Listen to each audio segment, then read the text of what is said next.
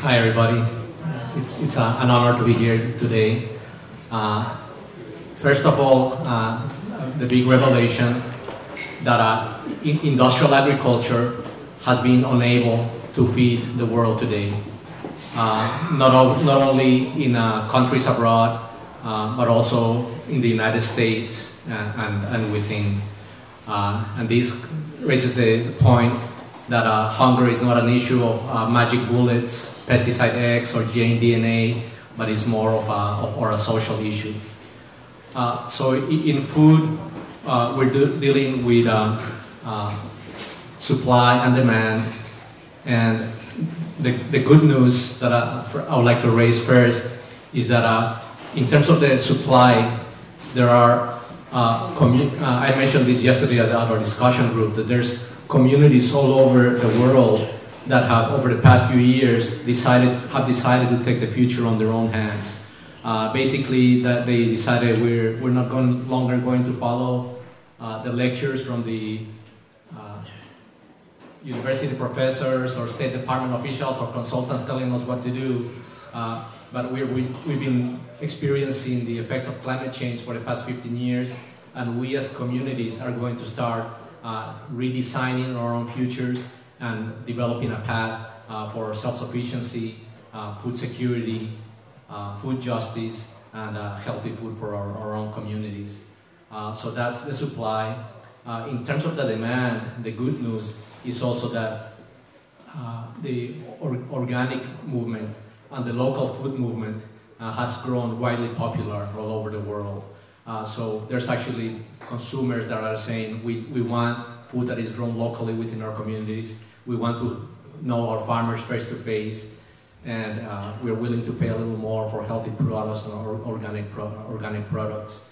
And when I started to work with organics, the stereotype was that only elite groups would buy it, and only the white people would buy it, and the people in Asia wouldn't be interested on the local people. And I think that has turned out to be false. That pretty much everybody has bought into the concept of healthy food, organic food. When visiting Thailand and other countries, you see health food stores all over. So that is the positive aspect in terms of the demand for healthy food and food security. I've been working in the area of crop ecology or agroecology, which I've been promoting for Hawaii. And the ultimate goal of agroecology is to work in the direction of closed ecological cycles within the islands in terms of energy, carbon, and nutrient use. Because unbalanced cycles lead to expensive production programs, making our farmers less competitive, but also exacerbates the effects of climate change, leading to the pollution of the environment and to health impacts on humans. So in terms of climate change for our islands, in Hawaii, we have been experiencing those effects, or farmers have been experiencing those effects for the past 15 years or so in terms of chronic droughts. Thus, farmers over the past 15 years or so have experienced the double whammy of droughts and increased energy costs. And of course, industrial agriculture is highly dependent on energy, from the requirement for shipping, transportation, and for the manufacture of the chemicals and products required for industrial ag. And according to the Food Agriculture Organization, high food prices and price volatility are likely to continue into the foreseeable future. Because of this, according to the FAO, investments in agriculture are important to increase the resiliency of our agricultural systems. And I think resilience systems has been like a central theme in our conversations over the past couple of days. And this issue is important because according to the FAO, many tropical regions are likely to experience a 50% decline in the yield of staple crops because of climate change events. In terms of agroecology, there's a growing international consensus that we should move towards the adoption of agroecological production methods.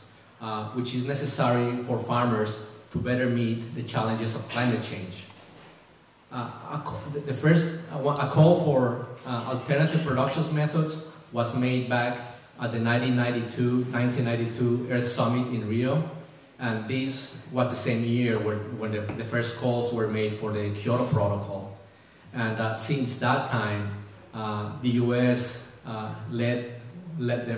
was a leader turning the back at those calls, both for climate change and alternative agricultural systems, in their push over the past 20 years for ongoing industrial corporate agricultural systems.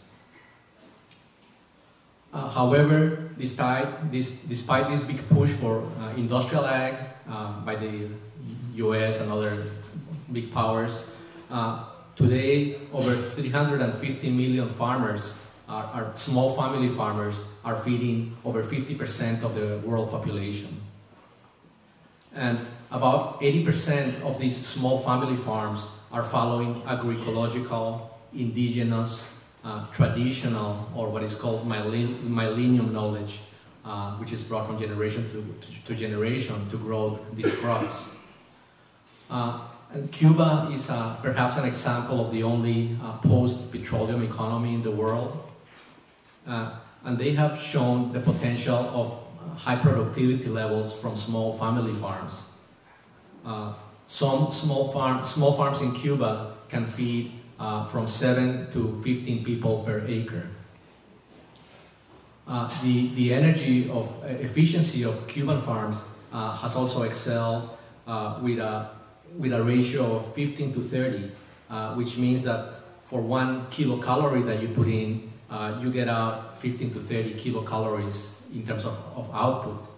And this compares to the energy ratio of industrial agriculture, which is from negative, that means we get less energy than we put in, to an average of 1.5. In terms of resilience, it is recognized that diversified agricultural systems based on intercropping or agroforestry are more resilient systems. Resilient systems can better resist the impacts of climate change and can also recover faster from the impact of extreme weather events. Studies that have looked at the impacts of extreme weather events have shown that in places where this takes place, monocultures are the first systems to go because they can withstand these impacts. La Via Campesina, which is the largest peasant organization in the world, and I hope that increasingly communities in Hawaii join this global network. La Via Campesina has adopted agroecology as their technological approach to reach food security and sovereignty. The next approach for this movement is the sharing of this technical information. And this is done through a network of farmer to farmer, where farmers teach other farmers innovative practices based on the knowledge brought up. And also, this is farmer to farmer, and sharing of knowledge occurs within rural settings, but also within urban agricultural production settings. In terms of the contributions from agroecology to climate change mitigation, increasing organic matter in the soil is like putting money into the bank and improve the soil for future generations. But it is also being increasingly recognized as one of the most effective measures for carbon sequestration. So this goes to the closed cycles. Increased organic matter also increases the soil moisture of the soil, and people talk about 16,000 gallons per acre for each one increase in percent organic matter. So we can start thinking of our soils as long-term water catchment systems for our communities to withstand impacts of periodic droughts. Diversified systems are also recognized to better tolerate the impacts of pest outbreaks and to make the plants more resilient against diseases. And agroecology again promotes biodiversity, and agrobiodiversity and we talked earlier about the different corn varieties that can withstand stress periods, and also biodiversity. And agriculture and biodiversity are closely linked because they maintain green corridors around our communities. In terms of the value of small farms, it is important because of the cost of transportation that we start thinking about developing green corridors around all our communities. And these green corridors will not only provide food for our communities, but also a source of employment for our youth. We have to recognize that small farms are more productive and provide greater economic benefit to our communities than large industrial operations. Green corridors improve the quality of life, help to promote food security and sovereignty. Small farms are also better able to protect the social fabric of our communities, including the cultural and indigenous values and traditions that we value. In terms of challenges, one of the main challenges that I wanted to bring up is the issue of communication. Even our leaders in the university, in our ag school, by now they're not as familiar with what's going on at the field level in terms of agricultural production. So we really have to bridge that language with our policymakers to make them understand that small family farms are real farms. And this is an issue both in Hawaii and nationally. If you're a small farm, it is not thought of as a real farm. So what we have to change that perception. Not only is more beneficial to our communities, for our economy, but it's also one of the strongest avenues to mitigate the effects of climate change. So thank you all.